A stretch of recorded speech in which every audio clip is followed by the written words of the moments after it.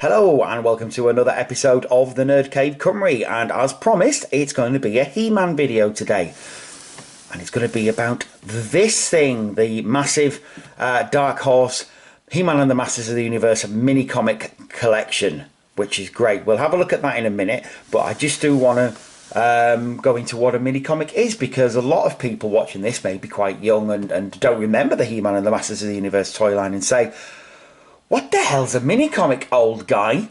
What are you talking about? Well, these are mini-comics. These things here, look.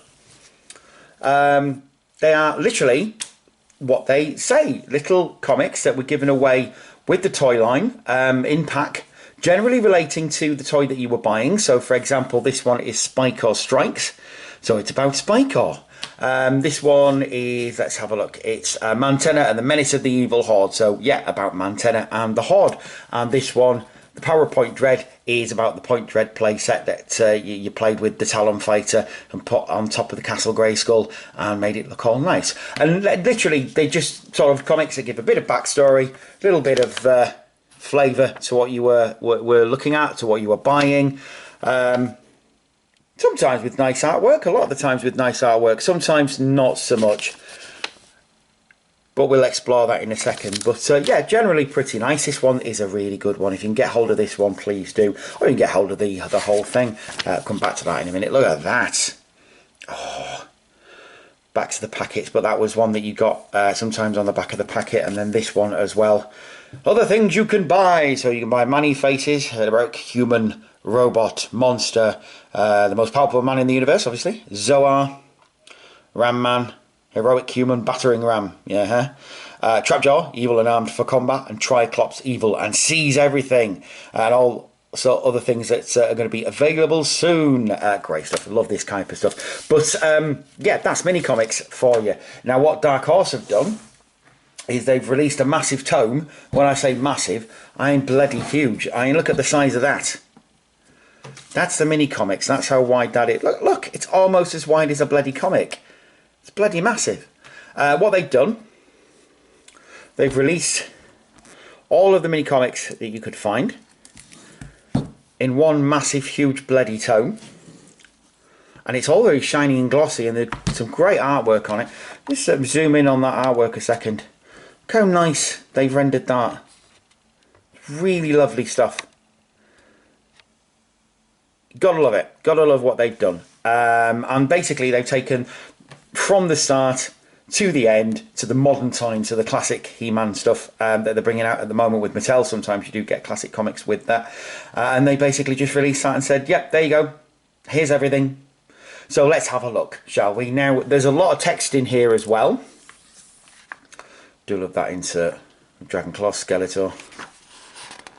I'm not going to go through everything. What I'm going to do is go through some of the stories that I think were important, and just have a look at all the stories and stuff you can get. Some of the more important stories that you can get. Nice little foreword there by Tim Kilpin, who was the Mattel president, and he also worked on the comics as well. And one of the great things about some of the interviews in the book, and you will find if you do buy this, that a lot of them are saying, you know, at the time, there's no way we thought we were creating a legacy. We didn't go out to make this something that would last 30, 40 years. We just were doing our jobs at the end of the day. And I think sometimes that's the best way to create a legacy, is just do your job and see what happens. Because you hear it all the time with voice actors and writers of classic cartoons and that. We weren't looking to make anything that would last forever. We just wanted to do our job to the best of its ability, and they did. But let's move on. Let's go to the first story, the first ever mini comic, which was the Power Sword, He-Man and the Power Sword. Come out there. There we go, He-Man and the Power Sword. And interestingly enough, number one, it's not really a comic. It's not really a comic. What it is a text story with pictures. Some nice pictures in there, like this. And it turns out that He-Man was just a barbarian from a jungle, and he wasn't Prince Adam. At the early iterations of He-Man, he was just this barbarian guy who didn't really fight for rights as such. He just fought for the peacekeeping of Britannia, to protect his own planet. and that's why he sought out Skeletor. And he did. He went on a massive long journey, and how big is he there? He's almost Liefeldian proportions. But he meets the goddess. He fights a monster. The goddess then gives him... Mind you, this is the goddess, not Teela, even though she's wearing Teela's armour. Interestingly enough, she was supposed to be the goddess. That was supposed to be a green suit rather than she was green. But they just figured, why not make her green? So they did. I know. But she gave him all his shield, his vest, his battle axe, and the battle ram as well. And basically he goes on the rampage. No, he doesn't go on the rampage at all, but he does smack a wall. Skeletor's watching him with Beastman. And, you know, Teela appears. She's the warrior goddess. And then the whole Castle Grayskull story arc. One thing you will notice, and I'll show you here. You will see this figure here is Ash. Now, obviously you got Skeletor, you got Merman, you got Beastman there. That's Stratos. Because Stratos was supposed to be a bad guy originally. He was, where does it say? He was a villain soaring on wings of wickedness, apparently. But they didn't pan out. He was supposed to be a good guy. But for whatever reason, they made him a bad guy to begin with. Very odd. Really nice. Look at Castle Grayskull there. Do love that. And obviously, it's all to do with Skeletor going into Castle Grayskull, trying to open it up with the two halves of the power sword. Now, everybody knows that you've got two halves of the power sword. He-Man's half, Skeletor's half. And that was supposed to open the door of Castle Grayskull and let whoever held it in and be privy to the secrets of Castle Grayskull. That's the storyline that was kind of abandoned pretty early on because it was just too complicated at the end of the day and a bit too cliche. And I think Filmation thought, no, I'm not doing that. So it got dropped pretty swiftly. But then you've got this whole story of Skeletor and Beastman in Castle Grayskull trying to find the secrets, tying Teela up, 50 Shades of Grey style. Man at Arms turns up to help He-Man, and this is a weird one because it says He-Man was finishing his dwelling when he saw the approaching chariot. And what brings the famous Man at Arms to my humble house? He asked sarcastically. They weren't friends to begin with. They became friends in this during the course of this story, but they weren't friends to begin with, which I find amazingly odd. Also, the battle ram, the sky sled there, has space warp capability, so it can warp from one place to another place. I know, very odd. I like this bit as well. So they touched the door, the spirit of the castle cursed them and unleashed its ghostly demons. It cursed them. Ah, dear. Very strange. This is a very famous piece of artwork. That is used a lot in promotional materials, is that. You will find Skeletor whacking that door is used a lot in places. Very nice artwork, though. Very, very nice artwork. Do like it a lot. And then He-Man turns up in his space warp sky sled. Odd. Skeletor's actually captured Castle Grayskull at this point. If this happened in the cartoon, that would be the cartoon over. But at this point, Skeletor, like as early on as the first mini-comic, captures Castle Grayskull. Very strange, very strange. But Man at Arms comes to help He-Man. They have a battle where He-Man loses his armour. But the goddess intervenes and splits the power sword back into two pieces. He-Man beats Beastman. And Skeletor and Beastman run off into the distance. And the spirit of Castle Grayskull, something else that was abandoned pretty earlier on. Let's just show you the spirit. There you go. The spirit of Castle Grayskull, big massive skull that comes out there and sort of says to He-Man, "You are truly masters of the universe." Again, abandoned pretty early on. They never used it really again. And that was He-Man and the Power Sword. That was the first He-Man story. Like I say, it wasn't even a comic. Now, by the Battle of Roboto, that's the cover of that, is pretty cool. By the Battle of Roboto, all this guff had been abandoned completely, and they are now in full Filmation Masters of the Universe mode, effectively. So you've got, you know, Prince Adam there, you've got Teela looking like Teela, Man at Arms looking like Duncan off the cartoon, and Roboto. And basically, everyone looks as they should. So Beastman and Skeletor looking very much like their Filmation iterations. Show you that. Especially that pose, that's lifted directly from the cartoon. Brilliant stuff, and Too Bad in the background as well.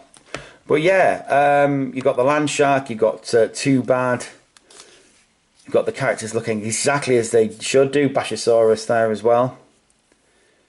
Very, very nice. Just, there we go. Abandon a bit of glare there, that's a bit better.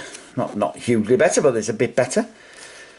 And yeah, basically, it's just a direct plot that you would expect to see on He-Man and the Masters of the Universe circa the mid-80s. You know, they really had at this point just decided that that's what they were going for. And that's what kids liked, and that's what kids expected from He-Man. So, you know, very interesting to see sort of the morphology there from the lone barbarian, doesn't really want help, to He-Man and the Masters of the Universe, where they're a team, they work together, and they sort everything out, you know, even with Watch Over the Sorceress, Roboto Champions. Sorry, the Sorceress watches over a Champions Roboto. Farewell, and farewell, my friends. And, you know, that whole He-Man and the Masters of the Universe look had been completely taken. This is a weird one. The Power of the Evil Horde. This is as they were introducing the Horde into the He-Man mythos. Now, obviously, they ended up being more in She-Ra than He-Man. But still, this is where they first came in. And it's an actual return to the text stories. So you got He-Man there. This is the story of the Power of the Evil Horde. You can read along with me in your book. Yes, folks, it's a read-along book, of which I love so much. I'm actually going to try and upload this at some point as well, because I do have a video of it. Because the reason it's quite weird and important and odd to think about is that they actually used the voices off the TV show. So He-Man's voice is John Irwin. Alan Oppenheimer does Skeletor's voice, and they all do each other's. And even Lou Schama pops up as Orko. So it's an odd one. It's great. Also, Skeletor looks fucking metal as fuck. Look at that! Oh, dude, he looks so cool.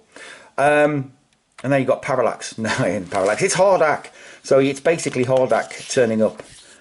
Again, some of the artwork in this is absolutely lovely.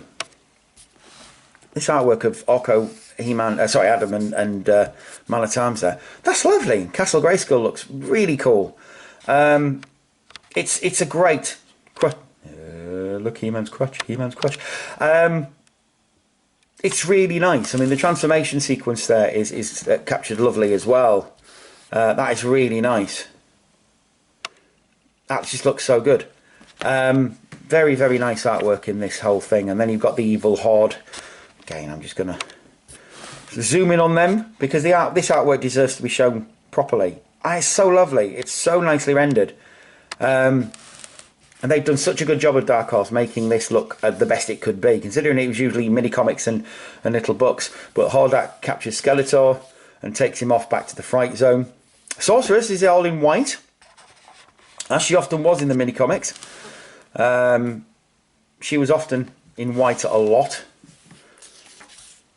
But yeah, the Fright Zone, he has to find a special tree, does He-Man, go to the Fright Zone. The Fright Zone is being advertised here as well. Even though I know my good buddy Jeremy hates the Fright Zone so much, the playset is a load of crap apparently. I've never actually seen the Fright Zone up close, so I couldn't tell you. But I imagine it looks a bit shitty, if I'm being honest. He-Man fighting with the tree in the Fright Zone, freeing Orko. And apparently there's a Squidgy Bog from Whizbit there as well. Not really. The big rubber dragon that you put your hand in and go rah, rah, rah, rah, which I loved. He-Man fighting Grislaw. Grislaw looking buff as fuck in that. Look at that. How buff does Grislaw look? He actually looks like a proper tangible threat instead of the cuddly toy that he usually looked. But He-Man doesn't care. He just bundles them in to the Fright Zone. Knocks out Hordak. That is really good. I love that picture so much. I'd like that on my wall if somebody could ever do a picture of that for me. Skeletor wants freeing, so He-Man frees him because it's He-Man. You have my word as a warrior. And of course Skeletor fucks off the first opportunity that he gets. But a really nice picture there of Orko and He-Man. Orko saying that, you know, you truly are He-Man. That's why you're He-Man. Now, if only some of it would rub off on Skeletor and Hordak. Oh, really nice stuff. I love that a lot. I like it a lot. And then you've got this, the Ultimate Battleground. Zoom out a little bit. This is quite an important one because this is Bruce Timm who did this. And it's very, very rare because it only came with the Eternia playset. So there weren't many of these made. So to have a copy of it in my possession, or admittedly in a big book, it's quite cool to have. But yeah, it's Bruce Timm, some of his best work really. Kirby Crackle, you see the Kirby Crackle everywhere? Definite Kirby influences there. But Bruce Timm did really well on this sort of thing. And then you had the Grayskull Tower, Central Tower and Viper Tower, the Eternia playset, which I would have loved as a kid. But yeah, Bruce Timm was the artist, Phil White was the writer, but yeah, it's all about Bruce Timm, let's face it. Some of Bruce Timm's artwork in this is absolutely lovely, brilliant. I mean, if you do want to pause it on any of these, admittedly the video camera's not showing it up as well as it is in person, but that's why you should buy the book. But yeah, it's a very simple story really. It's just about a big fight. There's nothing much to tell really with the plot, but they're mini comics, you know. They weren't meant to give you intricate plot points. They were meant to give you stuff to do, stuff to play for, play patterns, that kind of thing. But this one actually did give people a plot point and give some people something to talk about. The search for Keldor. And basically, in the search for Keldor, again, this is Kevin Grant and Bruce W. Timm again. It basically implies that Skeletor is Randor's brother, and also gives you a good picture of Ninja. Look, and Clampchamp's in it as well. There's Ninja. I love Ninja. He's such a ridiculous character, and Scareglow as well. Speak, Skullface, before I scare you to death. Yes. I am Skeletor, and I shall teach you the meaning of fear. I am the master here. Yes, Mama Master. I mean, that's the fastest turnaround ever. I'm going to scare you to death. No, you're not. All right then, Master. But yeah, it's basically the story of Skeletor trying to find something, but you don't really find out what it is until the end. But his conquest of Eternia. But it's Randor trying to find out about Keldor, his brother, and find out where he is, because he disappeared and nobody knows where he is. But yeah, Skeletor just trying to stop it. So you cannot defeat me so easily, He-Man. You have only delayed my conquest of Eternia, and I shall return. And then the sorceress, He-Man says, the hour has passed. We'll learn nothing more of Keldor tonight. Except Skeletor will do anything to stop the search. And why would he do that? Well, we know why. He's Randor's brother, at least in the Mike Young productions. But that was He-Man ones, a basic overview of the He-Man ones, and then you got all She-Ra stuff as well, which was very nicely rendered, very nicely sorted out. You got some stuff about She-Ra, basically a quick origin story. Catra featured heavily in all these because originally it was supposed to be She-Ra versus Catra rather than She-Ra versus the Horde. The Horde thing came directly from Filmation, really. If you read any of these mini-comics and you read any of the Ladybird books, you will find that it's basically She-Ra versus Catra. And it was a very girly property. I mean, that sounds silly, really, because it was supposed to be a girl's property, but it was really, really meant to be a girlish property. Dolls and all that kind of thing, and you know, She-Ra having spats with Catra rather than She-Ra kicking it with the Horde and stuff like that. But Filmation basically just said, no, let's just do He-Man with girls, and they did, and it proved to be more popular than what the mini-comics were suggesting. Catra, look at Catra, all 50 Shades of Grey up there.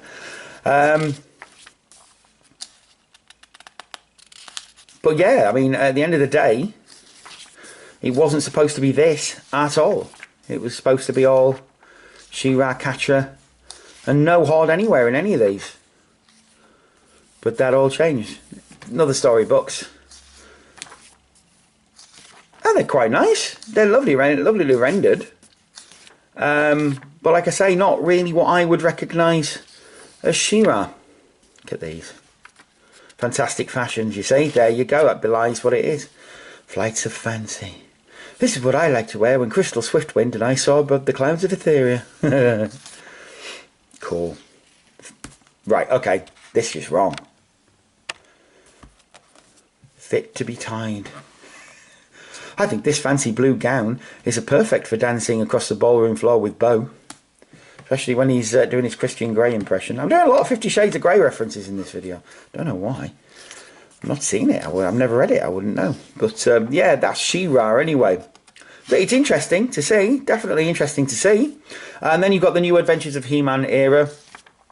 Basically the first iteration of this. And showing how He-Man got to be in Primus, sorry, fighting for the New Adventure Rebels. Prince Adam is no more. Powers of Future are joined. Long live He-Man. Never got on with this look. It was okay for the time. It worked for the 90s. And Skeletor dying. Evil has no face. Look again, you fools. Evil places mine. This is showing why Skeletor had to change his view as well. Skeletor's journey. New Skeletor. Because he's dreadfully injured there. I liked New Adventure Skeletor. He was cool. But yeah, Skeletor takes over the mutants and joins them, and yeah, great stuff. It's really nice stuff, is this He-Man. And then you've got the Mike Young Productions era of He-Man as well to 2002. They didn't do many mini-comics. They did a few. It's lovely artwork though, don't get me wrong. There's some beautiful artwork in here. It does give an origin for Skeletor as well, and showing quite blatantly, you know, it is Keldor. Val Staples obviously had a lot to do with the stories for these as well. But again, lovely, lovely artwork, and I do suggest people read it. And they did a riff on the Ultimate Battleground as well, which was nice. And then you've got some classic stuff in there as well. A lot of hero stuff. And it's really nice stuff to look at, and a new iteration of the New Adventures as well. And then some other stuff that we hadn't seen, and some scripts and things like that as well. It's a lovely book. I can't recommend it enough. It's about, let's have a look. It's about $30. So I would say you're probably going to get it for about 30 quid in the UK. Amazon sometimes has deals with it though. So I got mine for about 15 quid, I think it was. So, you know, cheap at half the price, literally. Again, can't recommend it enough. You need this in your life if you're a He-Man fan from the old days. It's brilliant. Definitely get it. Definitely try and seek it out, and read again in glorious glossiness the He-Man Master of the Universe mini comics that you may have had as a kid. It's a proper nostalgia trip, and well worthy of anyone's nostalgia. That is today's video. Take care of yourselves and each other. I will be back very, very soon with more content. Bye bye for now.